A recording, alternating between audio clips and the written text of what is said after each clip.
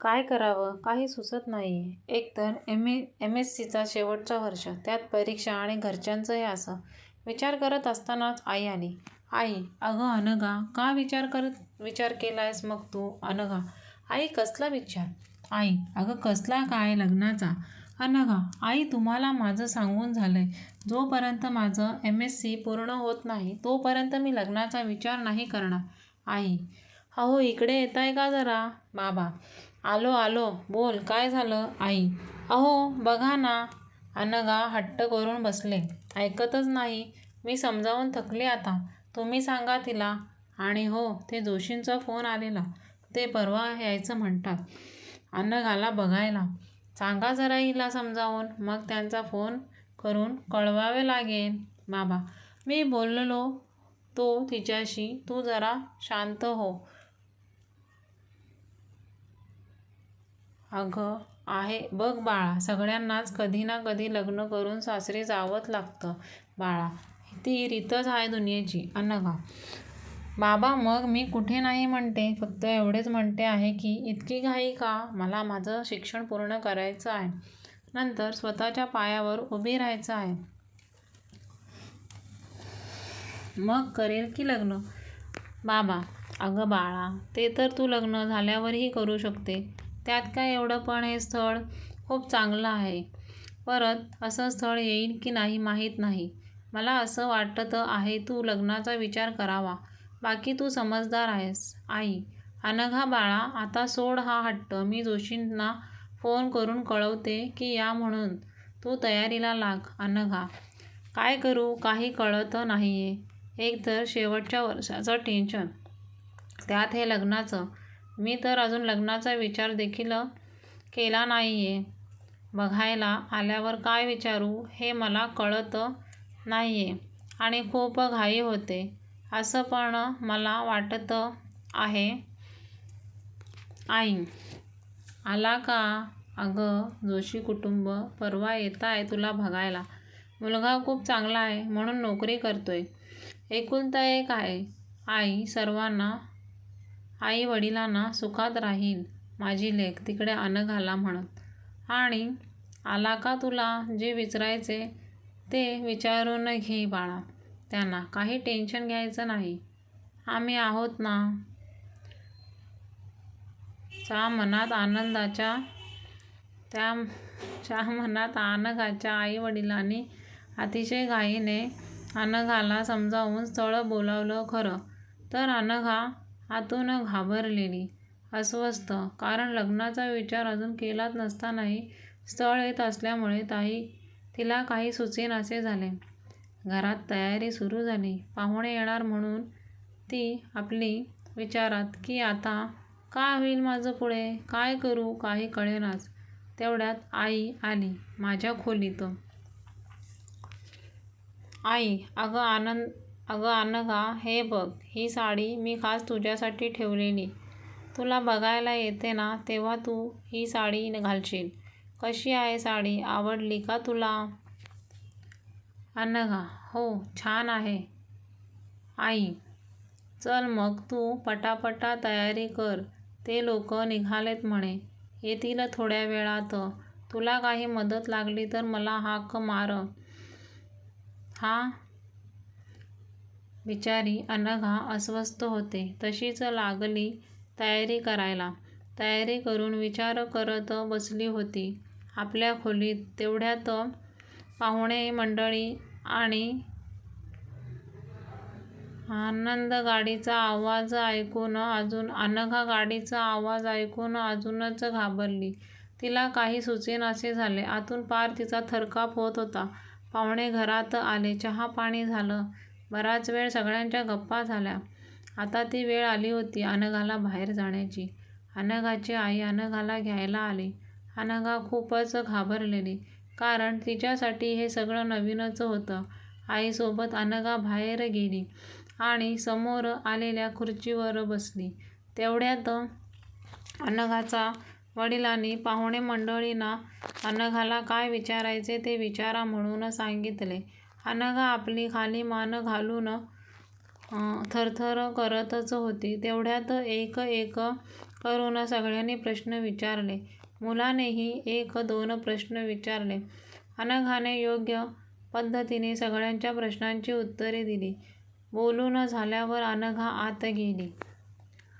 इतक्यात पाहुणे मंडळीने आम्हाला अनघा पसंत आहे म्हणून सांगितले.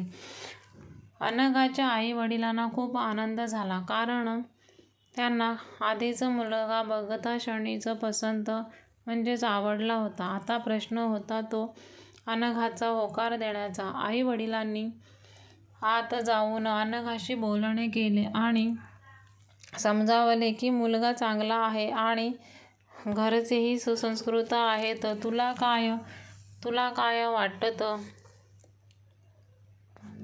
अनघा बोलली, तुम्हाला जे योग्य वाटत असेल ते करा. मी तुमच्या मताशी सहमत असेल. कारण आता अनघाला झालंही कळून चुकलं होतं की घरच्यांना स्थळ आवडलं होतं, म्हणून ते उत्तर देण्याच्या मनस्थितीत नव्हतीच. कारण आतून ती पूर्ण गोंधळलेली होती. पण तिने आई वडिलांवर विश्वास ठेवत निर्णय त्यांच्यावर सोपवला होता. अनघाच्या बाबांनी बाहेर येऊन आमचाही होकार आहे म्हणून सांगितलं. मग सगळं बोलणं झालं, देण्याघेण्याच्या गोष्टी झाल्या आणि शेवटी लग्नाची तारीख ठरवली गेली. आता मात्र अनघाने स्वतःच्या मनाची तयारी करून घेतली होती लग्नासाठी. घरात आनंदाचे वातावरण पसरले होते. लग्नाची तयारी जोराने सुरू झाली आणि बघता बघता तो दिवस उजाडला. अनघाचा लग्नाचा दिवस. लग्नाच्या दिवसापर्यंत अनघा या मुलाशी बोलली देखील नव्हती. मग अनघाच्या आई वडिलांनी अगदी जोरात अनघाचं लग्न लावून दिलं. आई वडिलांचा आशीर्वाद घेऊन अनघा तिच्या सासरी गेली. सासरी तर गेली, पण अनघाच्या मनात अजूनही खूपच द्वंद्व होते. कारण अजून ती मुलाशी बोलली नव्हती. मुळात त्याचा स्वभाव कसा असेल, सासरचे लोक कसे असतील, तिथे मी माहेरी वावरत होती तशी वावरू शकेल का, असे खूप सारे प्रश्न तिच्या मनात होते. अशा प्रकारे अनघा तिच्या सासरी आली. तिच्या सासूने थाटामाटात तिचे स्वागत केले. घरात पूजा झाली. अनघा तोपर्यंतही तिच्या नवऱ्याशी एकही शब्द बोलली नव्हती. शेवटी रात्री जेवण वगैरे आटोपल्यावर अनघा तिच्या रूममध्ये बसून नवऱ्याची वाट बघत होती की आता तरी मोकळा वेळ आहे, त्याच्याशी बोलता येईल. अनघा आपले विचार करत बसलेली की बोलायला सुरुवात कुठून करायची. तेवढ्यात प्रशांत म्हणजेच अनघाचा नवरा रूममध्ये आला. थोडी घाबरलेली होती अनघा. तिला वाटलं की प्रशांत आधी बोलेल म्हणून. ती गप्प होती. तो काहीच बोलेनाच. तो बाथरूममध्ये निघून गेला आणि काही न बोलता अंथरूण घेऊन बाहेर झोपायला निघून गेला. अनघाला थोडं वेगळं वाटलं. तिला प्रश्न पडला की प्रशांतने असं का केलं असेल. पण ती त्या दिवशी इतकी दमली होती की तिला गाढ झोप लागली. दुसऱ्या दिवशी सकाळी अनघा उठली. ती पटकन आवरून तयार झाली आणि किचनमध्ये गेली. तिने सगळ्यांसाठी चहा बनवला. सगळ्यांना चहा देऊन ती प्रशांतसाठी चहा घेऊन त्याच्या रूममध्ये गेली. चहाचा कप त्याने पुढे करत त्याने प्रशांतला आवाज दिला. प्रशांतने तो जोरात हात मारत फेकून दिला आणि बाहेर निघून गेला. अनघा मात्र आता जाम घाबरली की कालही प्रशांत न बोलता निघून गेला आणि आज हे असं. तिला नेमके काहीच कळत नव्हते. ती रडायला लागली. तिने आईला फोनवरून सर्व काही सांगितले. आईने अनघाची समजूत काढली की प्रशांतला कसले तरी टेन्शन असेल म्हणून त्याने तसे केले असावे. पण तू काही काळजी करू नको, होईल सगळं ठीक, म्हणून आईने अनघाला धीर दिला. मला जरा बरं वाटलं आणि ती तिच्या कामाला लागली. तिने तिच्या सासूलाही घडलेल्या प्रकरणाबद्दल सांगितलं. पण सासूने तू काही काळजी करू नकोस म्हणून ती गोष्ट टाळून दिली.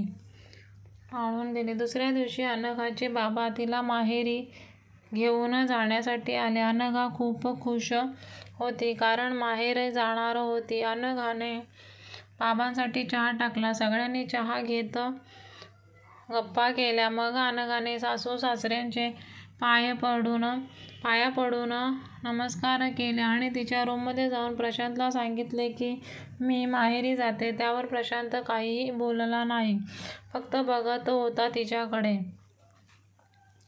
अनघाच्या डोळ्यात पाणी आले. प्रशांतचं हे असं वागणं तिला आतून काट्यासारखं टोचत होतं. पण बाबांना नको कळायला म्हणून तिने अश्रूंना आवार दिला आणि बाहेर आली. घरातून बाहेर निघताना तिचं लक्ष फक्त रूमकडे सारखी रूमकडे जात होते. जणू तिची नजर प्रशांतला शोधत होती.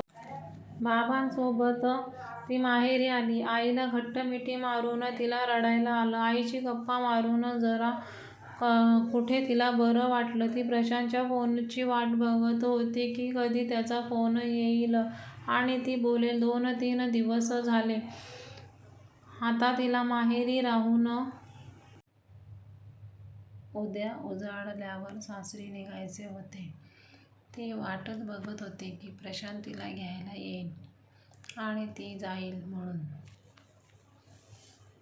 अनघाला लग्नानंतरचं एक छान नवीन आयुष्याला सुरुवात करायची होती, पण त्यात तिला प्रशांतची साथ हवी होती. आलाच तो दिवस. आज अनघा तिच्या सासरी जाणार होती. थोडी खुश होती, कारण तिला माहिती होतं की घ्यायला प्रशांत येणार म्हणून. अनघा मस्त तयार झाली आणि वाट बघू लागली. तेवढ्यात गाडीचा हॉर्न वाजला. तिला आनंद झाला की आले प्रशांत म्हणून. बाहेर जाऊन बघते तर प्रशांत नसून अनघाचे सासू सासरे आलेले तिला न्यायला. अनघा हिरमुसली. अनघाच्या आई वडिलांनी विचारले देखील की जावईबापू नाही आले घ्यायला. तर अनघाची सासू म्हणाली की प्रशांतला जरा ताप आलाय, तो आराम करतोय घरी. तो येत होता, आम्हीच नाही म्हणालो. अनघाचे आई वडील म्हणाले, बरं केलंत, जावईबापू नाही आले, त्यांचा आराम तरी होईल. अनघा बाहेर आली आणि सासू सासऱ्यांच्या पाया पडली. थोड्या वेळाने ते जाण्यास निघाले. अनघाला परत रडू फुटले. किती झालं तरी माहेरच ना ते. गाडीत अनघा अगदी गप्प होती. तिला प्रश्न हा सतावत होता की प्रशांत का नाही आले, काय झालंय त्यांना, असं का वागतात. तिला काहीच कळेनाच. विचार करता करता घर कुठे आले तिला कळलेही नाही. घरी येऊन अनघा तिच्या रूममध्ये गेली. प्रशांत नव्हता तिथे. ती फ्रेश होऊन जरा वेळ आराम करत होती की बाहेर जोरात कसला तरी आवाज आला. अनघा दचकून जागी झाली आणि बाहेर धावत सुटली. बाहेर हॉलमध्ये जो फिश टँक होता तो प्रशांतने तोडायला घेतला होता. अनघा हे सर्व बघून आश्चर्यचकित झाली. ती प्रशांतला आवरायला गेली असता प्रशांतने तिला देखील दूर धक्का दिला. अनघा भिंतीवर जाऊन आपटली. थोडा डोक्यावर मार लागला. अनघाची सासू धावतच आली आणि अनघाला उठवून तिच्या रूममध्ये घेऊन गेली. खूप रडत होती. तिने सासूला परत विचारले की काय झालंय, मी या घरात आले तर त्यांना आवडलं नाही आहे का ते असे वागतात आहेत. सासू अनघाला बोलली, तू आधी शांत हो बघू, तू त्याचा इतका मनावर नको घेऊ, थोडा चिडक्या स्वभावाचा आहे तो आणि हे आत्ताच नाही, तो नेहमी असं वागतो, असं करतो. तू काळजी नको करूस, तू आराम कर, मी बघते त्याला जाऊन. सासू दार बंद करून बाहेर गेली. प्रशांतला सोफ्यावर बसवून त्याला एक गोळी दिली आणि पाणी दिलं. अनघाने दाराजवळ येऊन सर्व काही बघितले. आईने प्रशांतला कसली गोळी दिली असेल, काय झाले असेल प्रशांतला. परत तिच्या रूममध्ये जाऊन बसली. आता तर तिच्या मनात खूप वेगवेगळे प्रश्न येत होते. ती खूप घाबरली होती. प्रशांत अजून माझ्याशी काही बोलला का नाही? तो असा रागराग का करतोय? शेवटी तिने विचार केला की आज रात्री सगळे झोपले की मी याचा शोध घेणार. काही ना काहीतरी नक्कीच कळेल. तिला ते गोळीचं पॅकेट बघायचं होतं. कसल्या होत्या त्या गोळ्या? अनघा खूप बेचैन झाली होती. रात्री सगळे झोपण्याची वाट बघत होती. सगळे झोपल्यावर अनघा हळूच आवाज न करता हॉलमध्ये आली. तिला ते गोळीचे पॅकेट शोधायचे होते. तिने हॉलमध्ये सगळीकडे शोधले, पण तिला मात्र ते काही सापडले नाही. ती शोधत असतानाच तिचा धक्का हॉलमध्ये असलेल्या फ्लॉवर पॉटला लागला आणि तो खाली पडला.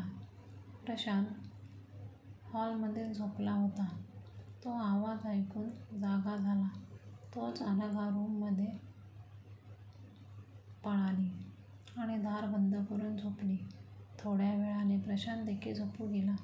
दुसऱ्या दिवशी अनघा उठली, आवरून कामाला लागली. तिला काहीच सुचत नव्हते. काय करावे ते? प्रशांत आपला गप्प टीव्ही बघत बसला होता. सासू तिला मदत करते होती स्वयंपाकात. सासरे पेपर वाचत बसले होते. दुपारी जेवण झाल्यावर अनघा रूममध्ये जाऊन आराम करत होती आणि रडत बसलेली होती की नवीनच लग्न झालं आहे, पण काहीच सुख नाहीये. वाटतच नाही की लग्न झालं आहे असं. नवरा असून नसल्यासारखं आहे सगळं वागतोय. सासू सासरे काही सांगत नाही. तिला खूपच त्रास होत होता. तिने मनाशी निर्धार केलेला की जोपर्यंत मला सगळं काही कळत नाही तोपर्यंत आई-वडिलांना काही सांगायचं नाही. पण आतून मात्र ती पूर्णपणे तुटून चाललेली होती. तिचे सगळं स्वप्न मातीमोल होताना दिसत होते.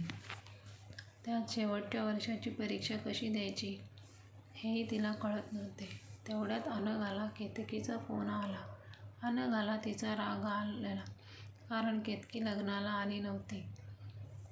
केतकीने फोनवर अनघाची माफीसुद्धा मागितली. अनघाच्या लग्नाच्या दिवशी केतकीच्या बाबांची बायपास सर्जरी झालेली म्हणून केतकीची इच्छा असूनही लग्नाला जाऊ शकली नाही. हे ऐकून अनघाला वाईट वाटले. अनघाने बाबांची विचारपूस केली. दोघांच्या छान गप्पा रंगल्या. तसं तर केतकी डॉक्टर होती. तिचा स्वतंत्र दवाखाना होता. केतकीने लग्नानंतर कसं चाललंय असं मजेत विचारलं. तोच अनघा रडू लागली आणि घडलेलं सर्व काही तिने केतकीला सांगितलं. तिने जे काही सांगितलं ते ऐकून केतकी अक्षरशः अवाक् झाली. किती वेळ तर फोनवर बोललीच नाही. आलं का? अनघा तिला सारखी आवाज देत होती.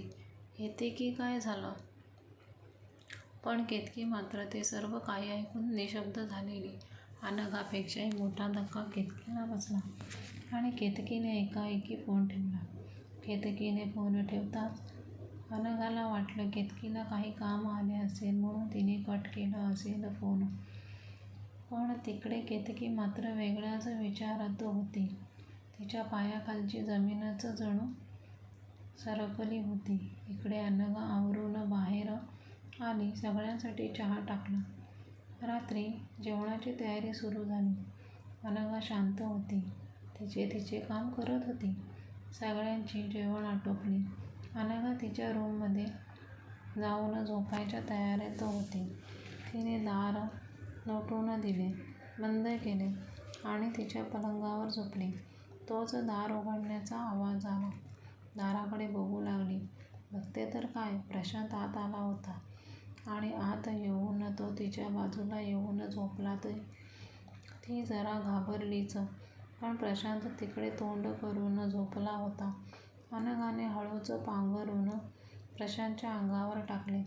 प्रशांत झोपी गेला. आज अनघाला मात्र थोडा आनंद झाला, कारण काही का असेना पण प्रशांत मात्र आज तिच्यासोबत होता. तिला खूप बरं वाटलं आणि थोड्या वेळाने तीही झोपी गेली. सकाळी उठून बघते तर प्रशांत रूममध्ये नव्हता. अनघा आवरतच होती की तिला केतकीचा फोन आला आणि फोन उचलता की म्हणाली, मला तुला भेटायचं आहे. तुला जमेल का माझ्या घरी आज दुपारी यायला? प्लीज नाही म्हणू नको. अनघाने होकार दिला आणि केतकीने फोन ठेवला. खूप दिवसांनी केतकीला भेटणार होती म्हणूनच जरा आनंदी होती. तिने पटकन आवरून नाश्ता तयार करून जेवणाची तयारी केली आणि सासूला विचारले की माझ्या मैत्रिणीने आज घरी बोलावले आहे, जाऊ का? सासू म्हणाली, ठीक आहे, तुझा स्वयंपाकाचा मी बघून घेईल. अनघा केतकीकडे जाण्यास निघाली. वाटेत थांबून तिने केतकीसाठी मिठाईचा बॉक्स घेतला आणि मग निघाली. केतकी तिची वाट पाहतच होती. अनघा केतकीकडे पोहोचली. केतकीने दार उघडताच आणि अनघाने आणलेली मिठाई तिला देऊ केली आणि बोलली की तू लग्नाला आली नाही म्हणून ही मिठाई लग्नाची. केतकीने मिठाई घेऊन ठेवली आणि अनघाला भेटून रडू लागली.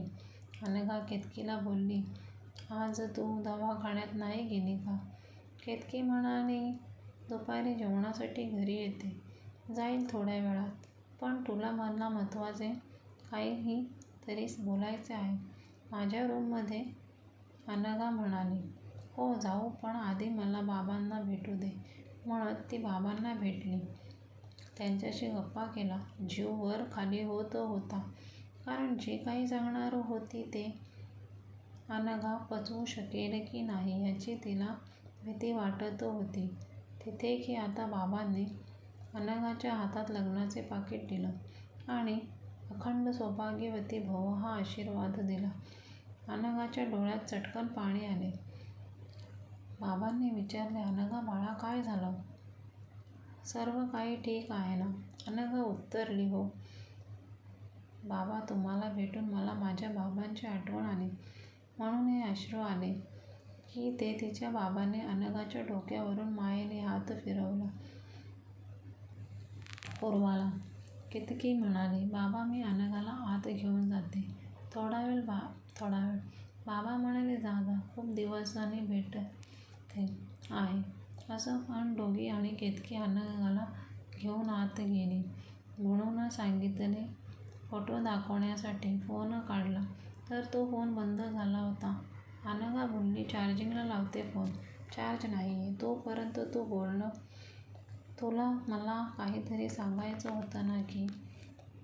केतकी म्हणाली, मी ते नंतर सांगेन, आधी मला तुझे फोटो बघू दे. अनघा बोलली, अगं चार्ज होतोय, थांब की मग दाखवते.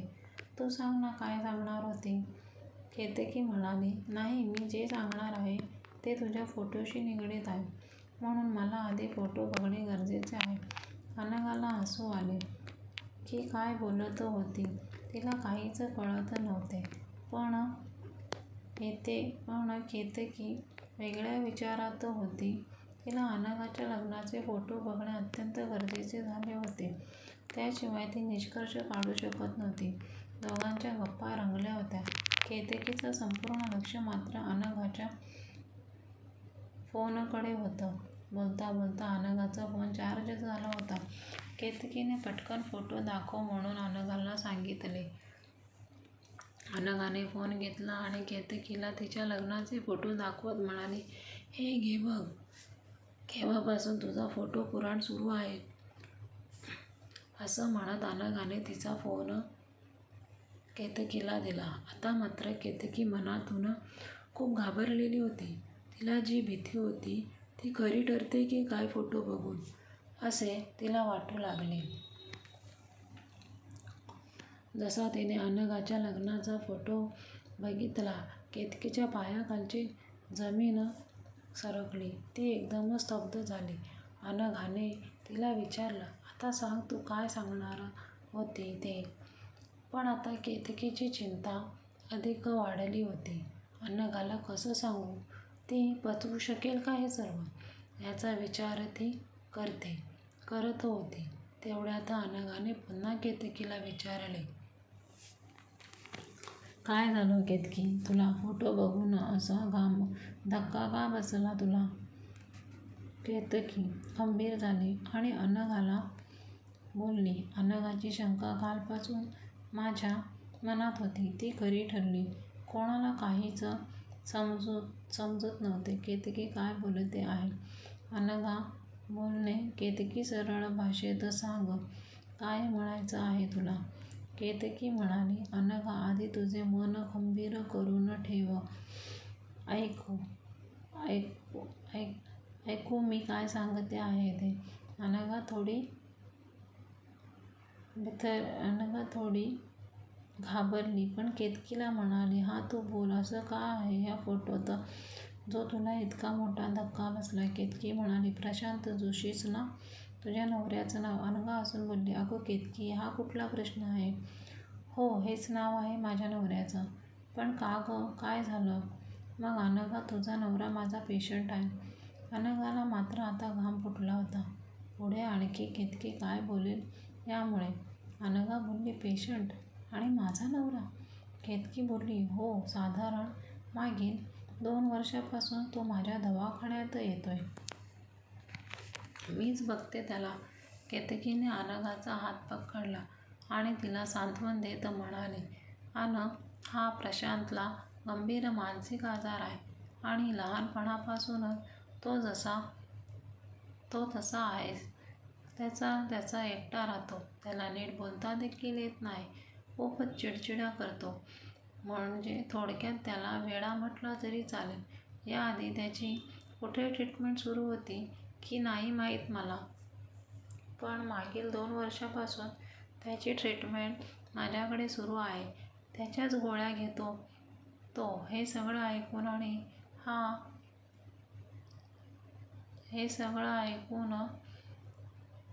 अनघाला अक्षरशः चक्कर येऊन खाली पडली. केतकीला रडू आले.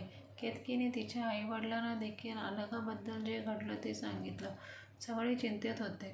त्यात अनघा बेशुद्ध होती. थोड्या वेळाने अनघा शुद्धीवर आली. किती वेळ तर कोणाशी बोलतही नव्हती. केतकी तिला समजावत होती की अनघाने अश्रूचा टाहो फोडला आणि केतकी जवळ खूप रडू लागली. तिचं बघून केतकीला रडू आले. केतकीची आई अनघाला समजावत होती, अनघा, काही काळजी करू नकोस. यातून काहीतरी मार्ग नक्कीच निघेल. पण अनघा आहे का निर्जीव पुतळ्यासारखी झाली होती. काहीच बोलेना. केतकीला अशी अवस्था बघवत नव्हती. केतकीनेही अनघाच्या आईला फोन केला आणि घडलेले सगळे सांगितले. अनघाच्या आईच्या हातून फोन सुटून खाली पडला. बाबांनी फोन घेतला तर केतकीने अनघाच्या बाबांना देखील सर्व काही सांगितले. अनघाच्या बाबांनी तिकडे येतोय तू अनघाला तुझ्याकडेच असू दे म्हणून सांगितले. केतकीने फोन ठेवला आणि केतकीने अनघाच्या सासरी फोन करून विचारले की अनघा आज माझ्याकडे थांबली तर चालेल का? अनघाची सासू म्हणाली, त्यात काय विचारायचं, असू दे तिला तिकडे. म्हणून अनघाच्या सासूने फोन ठेवला. अनघा काही ऐकण्याच्या किंवा बोलण्याच्या मनस्थितीत नव्हती. केतकीला अनघाबद्दल खूपच वाईट वाटत होते की इतकी हुशार, सुशिक्षित, चपळ मुलगी, नेहमी दुसऱ्यांचा विचार करणारी आणि आज तिच्यावरच हा असा कसा प्रसंग ओढावला. अनघा एकदम शांत बसली होती. थोड्या वेळात अनघाचे आई वडील केतकीच्या घरी आले. केतकीने पुन्हा सगळं घडलेलं सांगितलं. अनघाची तशी अवस्था बघून तिचे आई वडील अवाक झाले होते. ते स्वतःलाच दोष देऊ लागले की अनघाची इच्छा नसूनही आम्ही तिचं लग्न केलं.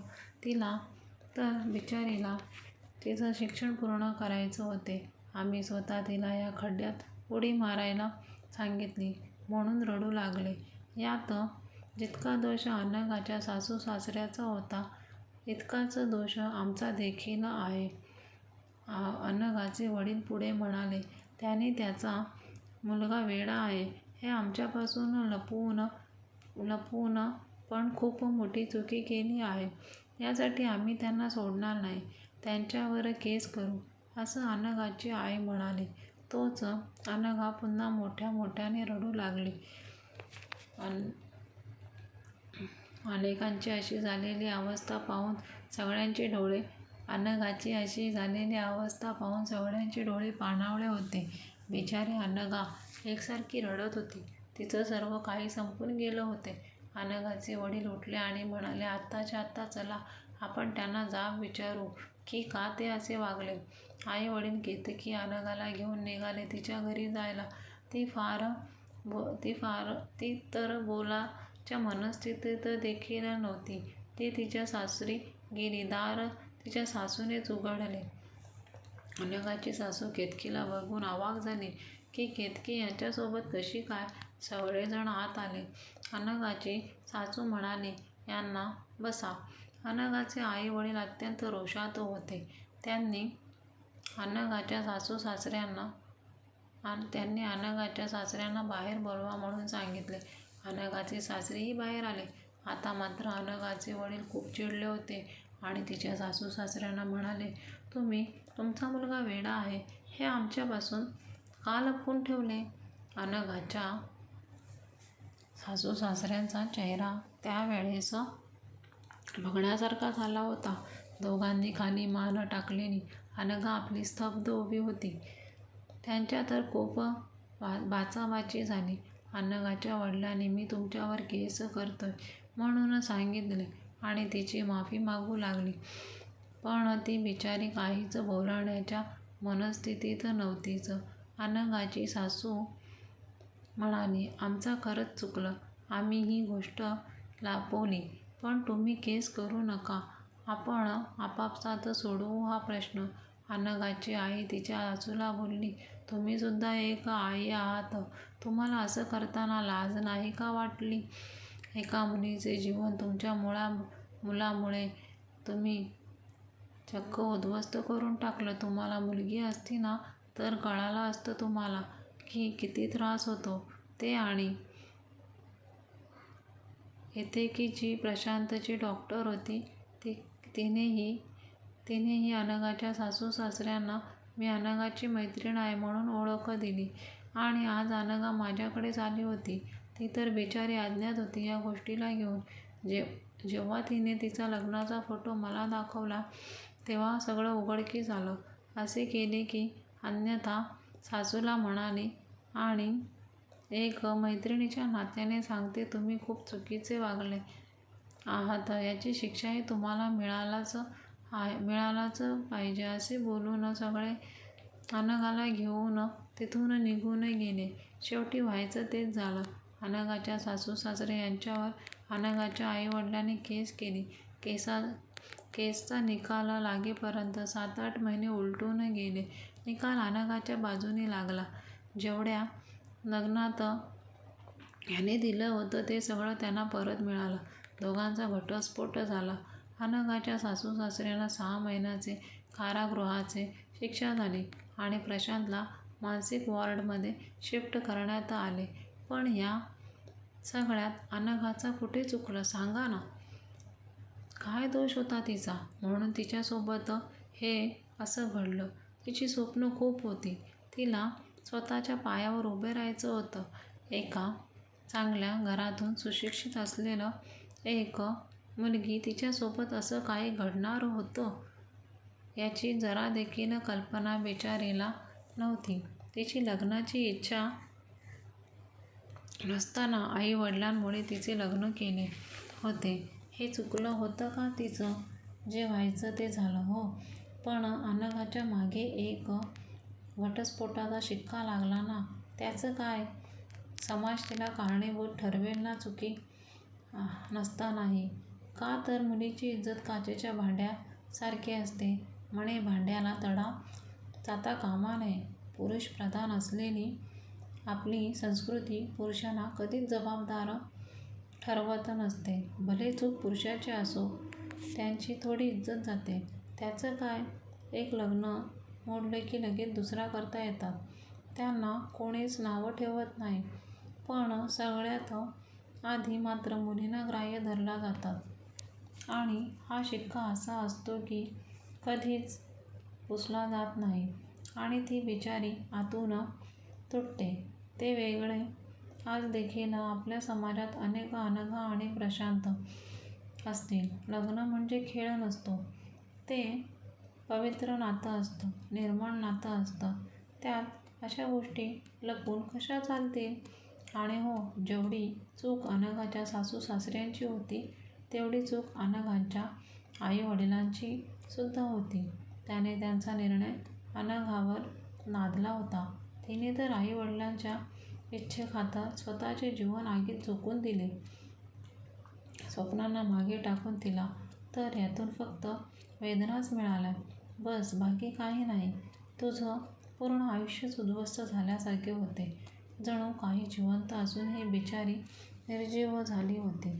तिला पुन्हा नव्याने सुरुवात करता येईल की नाही हे शंकास्पद होते.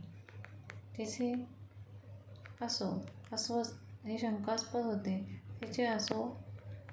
अस्वस्थ पाहून निष्कर्ष. गोष्ट जरी काल्पनिक असली तरी खऱ्या आयुष्यात या गोष्टी सहज होतात.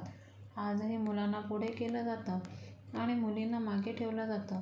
मुलींची इच्छा असूनही त्यांना त्यांचं स्वप्न पूर्ण करता येत नाही. काही आई-वडील याला अपवाद असतात. पण एका हसत्या-खेळत्या मुलीचे जीवन कधी उद्ध्वस्त होऊन जाते हे तिलाही कळत नाही. कुठलीही गोष्ट करताना पारदर्शकता हवी, तरच ती गोष्ट टिकून राहते. आणि अनघासारख्या सुशिक्षित मुलीचं आयुष्य उद्ध्वस्त व्हायला जरा देखील वेळ लागत नाही. आणि सगळ्यात महत्त्वाचे म्हणजे घाईत केलेला निर्णय किंवा घाईत घेतलेला निर्णय नेहमीच चुकीचा ठरतो. मुलींना आज स्वतःचं मत मांडण्याचं स्वातंत्र्य आहे आणि तो मिळालाच पाहिजे. तरच अनघासारख्या मुली आपलं स्वप्न पूर्ण करू शकतील आणि स्वतःच्या पायावर उभ्या राहू शकतील.